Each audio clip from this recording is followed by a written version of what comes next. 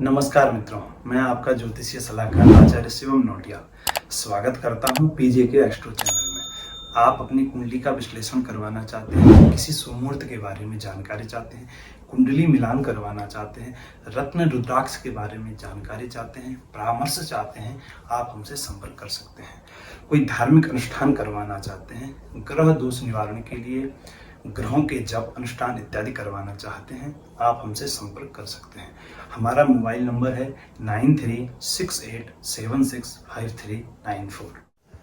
आज का जो हमने विषय लिया है जन्म कुंडली का चतुर्थ भाव। लग्न से गिनने पर जो चतुर्थ भाव है, इससे हम किन किन चीजों का विचार करेंगे। जब हम जन्म कुंडली देखेंगे तो उसमें चतुर्थ भाव अपनी क्या क्या भूमिका निभाता है, इसके बारे में हम आज जानेंगे। आप पूरी वीडियो देखिएगा, इससे आपको बहुत अच्छे से समझ आएगा। आप इसको स्किप करेंगे तो आपको कुछ अच्छे तरीके से समझ नहीं आने वाला है। तो चलिए सूक्ष्म में और अधिक सीखने का प्रयास हम करेंगे। जन्म कुंडली का चतुर्थ भाव। जन्म कुंडली में हमने पहले बताया था लग्न अर्थात आप स्वयं। उसी प्रकार चतुर्थ भाव आपका सुख। आप जीवन में कितना सुख से अपना जीवन यापन करेंगे, इसका विचार हम जन्म कुंडली के चतुर्थ भाव से करेंगे। चतुर्थ भाव आपका घर। आपका घर कैसा होगा? आपके घर के अंदर जो लग्जरियस चीजें हैं, जैसे सोफा, आपका बेड, आपके बेडरूम की लग्जरियस चीजें, टीवी इत्यादि, फ्रिज इत्यादि, यह जो लग्जरियस चीजें हैं, यह क्या है, सब चतुर्थ भाव से हम विचार करेंगे। आपका घर कैसा होगा? झोपड़ी होगी, बड़ा घर होगा, महल होगा, है ना, विला होगा, ये किससे विचार करेंगे? जन्म कुंडली के चतुर्थ भाव से। चतुर्थ भाव बलवान है, अच्छा है, तो आपके माता के साथ भी संबंध मधुर होंगे। आपके जीवन में माता का सुख भी अच्छा होगा।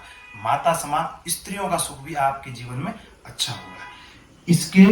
इस भाव के दो ग्रह कारक हैं, शुक्र और चंद्रमा। जब लग्जरियस चीजों का, सुख साधनों का विचार करेंगे, उस समय हम शुक्र से विचार करेंगे, उस समय कारक शुक्र हो जाएंगे। लेकिन जब माता एवं माता समान स्त्रियों का विचार करेंगे तो उस समय कारक चंद्रमा हो जाएंगे, क्योंकि माता के कारक चंद्रमा को कहा गया है। अब बात करते हैं, इसमें प्रॉपर्टी का विचार भी हम करेंगे। व्यक्ति के पास कितनी प्रॉपर्टी होगी, भूमि कितनी होगी, उसका विचार भी हम चतुर्थ भाव से करेंगे। अगर हम देखेंगे तो व्यक्ति के पीछे जनता का सपोर्ट कितना है, कोई राजनेता है, उसके पीछे लोगों का समूह कितना मजबूत है, लोगों का समर्थन कितना है उसके पास, तो इसका विचार भी हम जन्म कुंडली के चतुर्थ भाव से करेंगे। उसकी पोस्ट ग्रेजुएट जो एजुकेशन है, उच्च शिक्षा हम कह सकते हैं, इसका विचार भी हम जन्म कुंडली के चतुर्थ भाव से करेंगे। चतुर्थ भाव मन है, हृदय है। अगर चतुर्थ भाव में किसी पाप ग्रह, क्रूर ग्रह का प्रभाव हो तो व्यक्ति मन से बड़ा परेशान रहता है, मनोदशा उसकी खराब रहती है। इसलिए जन्म कुंडली के चतुर्थ भाव को आप मजबूत बनाइए।